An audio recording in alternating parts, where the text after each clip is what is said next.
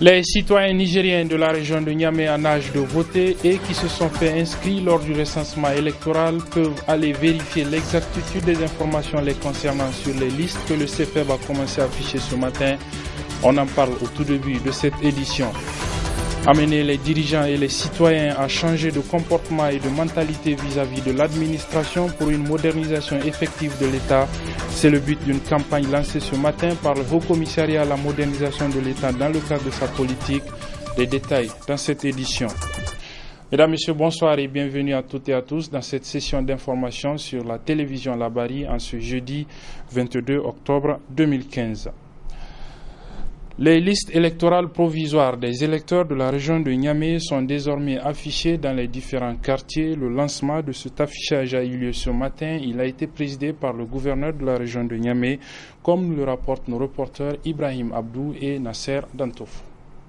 C'est un peu plus de 300 000 personnes en âge de voter qui ont été recensées pour le compte de la ville de Niamey. Les listes électorales seront affichées au niveau des 5 arrondissements communaux de cette réunion entre le gouverneur de la région de Niamey et les acteurs du terrain. Le Niger est rentré de plein pied dans le processus électoral de l'année 2016.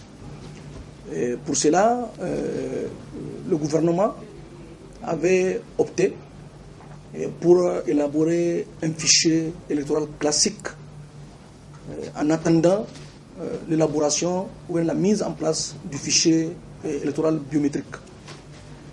Ce travail a été conduit par le CFEB, la commission régionale du CFEB de Niamey. Et aujourd'hui, donc, ce CFEB régional nous a présenté le fruit de leur travail. Donc, on nous a appris qu'à Niamey, nous avons eu un peu plus de 300 000 électeurs qui ont été enregistrés, recensés. Et dès aujourd'hui, donc, le CFEB a pris les dispositions pour pouvoir procéder à l'affichage de ces listes-là au niveau des communes, donc des mairies des 5 arrondissements communaux. Donc, à l'heure où je vous parle, puisque la cérémonie officielle de lancement est terminée, le CFEB est à pied d'œuvre sur le terrain pour procéder à l'affichage de ces listes électorales. Un comité composé d'un rapporteur, un agent d'état civil et des représentants de 3 bords politiques sera mis en place pour les éventuelles réclamations. La loi organique 2014-03 qui en son année stipule que les listes électorales sont affichées au niveau de toutes les communes et c'est durant 15 jours. Les électeurs potentiels peuvent passer et vérifier si leur nom existe, s'il y a eu des erreurs en leur nom. Il y a eu certainement des gens qui, au moment du recensement, ou des personnes qui, au moment du recensement, certaines informations y manquaient à leur nom. Dès que le nom de la personne n'existe pas, qu'il sait réellement qu'elle s'est fait enregistrer, alors réclame à l'équipe qui est sur place. Au total, près de 7,5 millions de Nigériens en âge de voter ont été recensés sur l'ensemble du territoire national sur les listes électorales provisoires. Les listes électorales définitives, quant à elles, devraient être déposées conformément à la loi du 21 décembre 2015. Mais si toutes les conditions sont réunies, le CFEB entend le faire en mi-novembre. Expliquer encore une fois les motivations de la manifestation du 19 octobre dernier, c'est le but d'un point de presse animé ce matin par le bureau exécutif de la section lycéenne et collégienne de l'Union des scolaires nigériens de la région de Niamey. Un point de presse que nous résument Ali Doubourema et Assoumana China.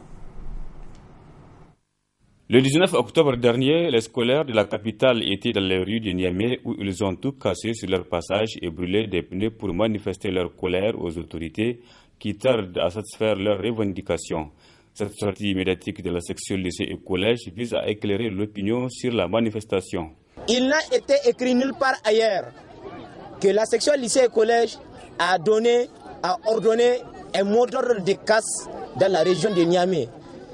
Si aujourd'hui nous voulons la casse, ce n'est pas de cette façon que nous allons la procéder. Et nous, d'ailleurs même, partout où nous en sommes, nous avions quand même passé par des voies légaux fondamentales. On doit se référer d'abord à notre plateforme revendicative.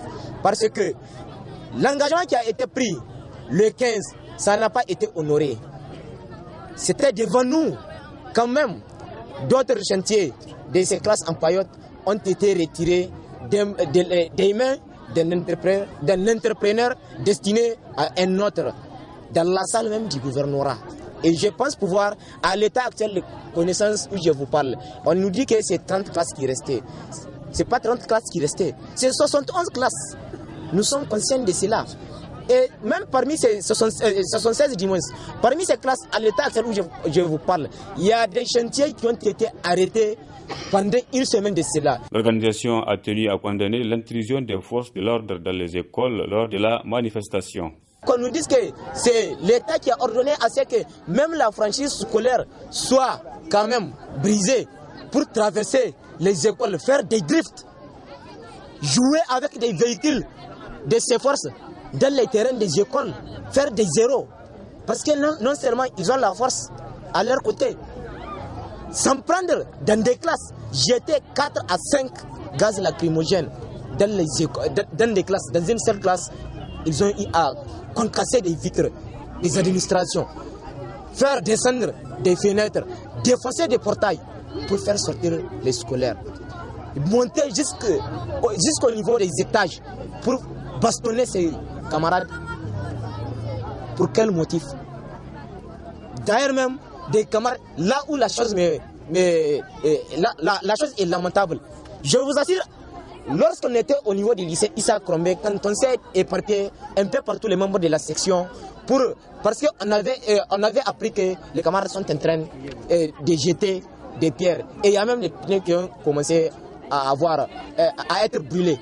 Nous sommes éparpillés pour quand même maîtriser ces camarades. Parce que non seulement ces forces ont dévancé les camarades, avant que cela ne tienne, c'est ces forces qui ont commencé. En dépit de tout ce qui s'est passé, la section lycée et collège de Niamey n'entend pas fléchir devant ces revendications pour l'amélioration des conditions d'études. Relativement toujours à cette manifestation du 19 octobre, le comité exécutif de l'Union des étudiants nigériens à l'université Abdou Moumouni Diofo de Niamey, UNUN, s'est également prononcé hier au cours d'une déclaration dans laquelle l'Union des étudiants nigériens à l'université de Niamey a condamné les actes de vandalisme et exigé la libération de l'ensemble des scolaires interpellés dans le cadre de cette manifestation. On fait le résumé de cette déclaration avec Nafissa Adamou sur des images de la télévision Bonferré. 48 heures seulement après les violentes manifestations des scolaires de Niamey pour exiger l'amélioration des conditions d'études, l'Union des étudiants nigériens de l'université Abdou Moumouni s'est prononcée pour condamner les violences intervenues lors de ces manifestations. L'UNUN fustige aussi la violation des dispositions relatives à la liberté et franchise universitaire par les éléments de force de l'ordre. Exige du ministre de l'Intérieur et celui de la Défense nationale la mise à la disposition urgente de la justice des éléments de la police et de la gendarmerie nationale coupables de violations de l'ordonnance 92-036 du 21 février 1992 sur les franchises universitaires afin qu'ils soient jugés et condamnés conformément à la loi. Le comité exécutif condamne la destruction des biens publics lors des manifestations et les violences barbares exercées par les forces de l'ordre contre les élèves et étudiants et exige par la même occasion leur libération immédiate et sans condition.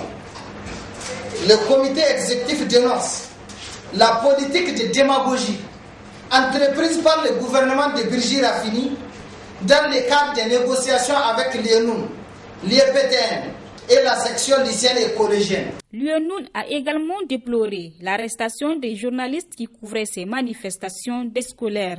Le comité exécutif condamne avec mépris les violences et intimidations contre les journalistes et organes de presse privés dans l'exercice de leur mission et leur apporte son soutien inconditionnel pour leur sacrifice en faveur de la manifestation de la vérité. Le comité exécutif demande à l'opinion publique de faire preuve de vigilance face à l'intoxication faite pour coller une étiquette politique aux revendications que posent les élèves et étudiants, et rappelle qu'à chaque fois, demander plus de pain est synonyme de manipulation politique dans notre pays. Le comité exécutif de l'UNUN appelle enfin à leurs militants et militantes de rester sur le qui-vive pour un éventuel mot d'ordre en cas de non-satisfaction de leurs doléances. C'est l'un des titres de cette édition. Le Haut Commissariat à la modernisation de l'État a débuté la mise en œuvre de l'axe 4 du plan d'action de la politique nationale de modernisation, un axe qui est relatif au changement de comportement et des mentalités des décideurs et des citoyens vis-à-vis de l'administration pour parvenir à une modernisation effective de l'administration du Niger. Le lancement de la mise en œuvre de ce quatrième axe du plan d'action de la politique de modernisation a eu lieu ce matin au palais du 29 juillet. Il a été présidé par le Premier ministre Birji Rafini. Le résumé avec nos reporters Soumel Abdoulaye et Nafissa Zakou. La mise en œuvre de l'axe 4 du plan d'action de la politique nationale de modernisation de l'État relatif au changement de comportement et de mentalité des dirigeants et des citoyens a été officiellement lancée ce jeudi. Occasion pour le haut-commissaire à la modernisation de l'État de témoigner de leur engagement à œuvrer pour changer le comportement des citoyens vis-à-vis de la République. Notre comportement quotidien ne doit plus être le principal défaut qui compromet perpétuellement nos efforts. C'est à ce prix et à ce prix seulement que nous pourrions mettre en place une véritable administration de développement imbue d'une culture des résultats et de la performance. C'est aussi à ce prix que nous pourrions optimiser les multiples efforts engagés par nos plus hautes autorités pour améliorer les conditions de vie des usagers des services publics. À cet effet, notre institution entend poursuivre l'initiative en élaborant une véritable stratégie et un plan d'action spécifique pour le changement de comportement dans notre pays. J'en appelle donc à l'esprit de civisme de chacun d'entre nous pour placer l'intérêt de l'État et de la communauté au-dessus de toutes les considérations et ajuster ces attitudes nous individuelles et collectives en conséquence. Je vous exhorte donc à faire un large écho de ce message dans vos institutions respectives et même dans vos ménages et à vous déterminer pour attribuer et pour contribuer à l'atteinte de ces objectifs salutaires pour notre pays.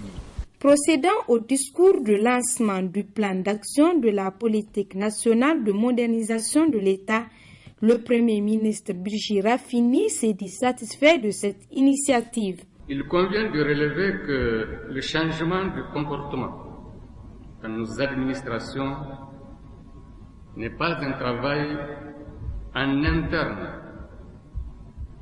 Il ne s'agit pas de faire un exercice de style qui voudrait que l'on change pour changer l'administration de l'intérieur. Je veux insister sur le fait que l'évolution de ces comportements est vertueuse. Vertueuse à plus d'un titre pour la société nigérienne dans son ensemble. Vertueuse car ces changements de comportement redonneront confiance à l'État dans sa capacité de réguler, d'initier, de faciliter et de promouvoir le rôle de chacun des acteurs de la société. Vertueuse car ces changements de comportement seront à la fois ce qui permettra à notre pays de franchir une étape significative vers le statut de pays émergent, en même temps qu'ils seront le marqueur de cette émergence. Au cours de cette cérémonie, le public a eu droit à un exposé présenté par le professeur Jean-Pierre Olivier de Sardan sur les résultats des recherches effectuées au cours de ces 10 dernières années au niveau de plusieurs institutions publiques. Il est désormais plus facile de transporter des marchandises lourdes d'un pays à notre pays, le Niger, par les airs. Cela est d'autant plus facile entre le Niger et les pays du Golfe asiatique. Et cela est rendu possible par la compagnie de transport aérien nigérien Niger Airlines qui a procédé cet après-midi à la réception du premier vol cargo en provenance de Dubaï. C'était en présence de nos reporters Sadou Doumi et Adamou Soumana. C'était dans les environs de 16h10 que l'appareil immatriculé TCA-CR, dénommé Saoudia de ACT Airlines, s'est immobilisé sur le tarmac de l'aéroport international Dioré Hamani avec à son bord près d'une tonne de bagages. Ce vol, qui se veut inaugural pour la compagnie Niger Airlines, entend par cette desserte alléger les souffrances des opérateurs économiques nigériens. C'est un vol inaugural. Et vous avez vu que le vol est venu presque vide. Et on est venu avec quelques marchandises dedans, plus un véhicule. C'est juste pour montrer aux uns et aux autres, aux commerçants, comme quoi nous pouvons aussi amener des véhicules directs de Dubaï ou d'Arabie Saoudite ou de partout, directement vers Niamey sans passer par le port. Et aussi, les marchandises aussi sont dedans. Et il y a environ 900 kg de marchandises, donc environ 1 tonne, qui sont dans ce vol. C'est juste pour une démonstration, pour montrer à nos opérateurs économiques comme quoi nous pouvons amener leurs marchandises sains et saufs dans un délai relativement très court. Là, aujourd'hui, vous voyez que c'est un vol qui vient directement de Dubaï. Et nous, c'est pour vraiment permettre à nos opérateurs économiques d'acheter leurs marchandises, les amener ici à Niamey dans un court délai, vendre rapidement et retourner rapidement. Présent à ce vol inaugural, le président de la Chambre de commerce du Niger a vivement loué cette initiative qui constitue selon lui un respect des engagements de Niger Airlines. C'est une promesse tenue par M. Larabou de Sahel Airlines parce qu'il y a un mois, il était venu me voir avec ses partenaires de Dubaï pour me dire qu'ils sont en train de travailler avec lui pour pouvoir mettre à disposition un avion cargo qui va desservir Niamey. Et à son temps, nous l'avons salué en tout cas et nous l'avons encouragé. Et aujourd'hui, au bout de presque un mois et quelques, il a fait venir ses cargos avec ses partenaires. Donc vraiment, je voulais d'abord les féliciter pour la promesse tenue. Et ce n'est pas une surprise pour nous parce que nous savons que dans ce milieu, en tout cas dans le milieu de l'aviation, c'est quelqu'un qui est très engagé et qui est très courageux, il faut le dire aussi, parce que ce n'est pas une activité aussi simple. Beaucoup de gens se sont essayés et se sont un peu cassés parfois là-dessus, mais je crois que jusqu'ici, il a toujours persisté. Il a déjà fait, aujourd'hui, il est en train de faire des vols à l'intérieur du pays, c'est qu'il faut s'allier, en tout cas parce que ça sert énormément notre pays et énormément notre économie. Ainsi, à travers les vols cargo de Niger Airlines qui se veulent hebdomadaires, les opérateurs économiques nigériens disposent désormais de moyens leur permettant de faire venir au pays et d'écouler leurs différents produits à l'international dans un bref délai.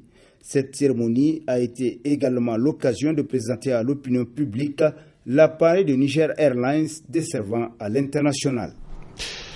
De la politique à présent, et vous le savez peut-être déjà depuis hier, Amadou Boubacar Cissé, le président de l'Union pour la démocratie et la République, leader Tabat, est candidat à l'élection présidentielle du 21 février 2016. Il a été investi pour ce faire par les délégués du parti qui se sont réunis en congrès extraordinaire les 20 et 21 octobre dernier. C'était donc hier la clôture au cours de laquelle l'annonce de la candidature de Amadou Boubacar Cissé à ces élections a été faite. Le résumé avec nos reporters Ali Doubourema et Asmana China.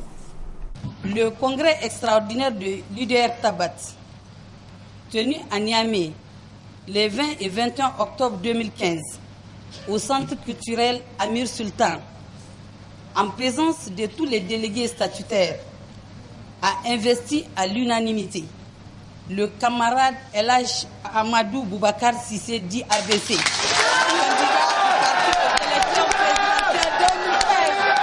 C'est la principale conclusion de ce 4e congrès statutaire de l'Union pour la démocratie et la République. Très ému de la confiance placée en lui par ses camarades, le président du parti Amadou Boubacar Cissé a réagi en ces termes. Permettez-moi de vous remercier du fond du cœur pour cette confiance que vous avez bien voulu placer en ma modeste personne.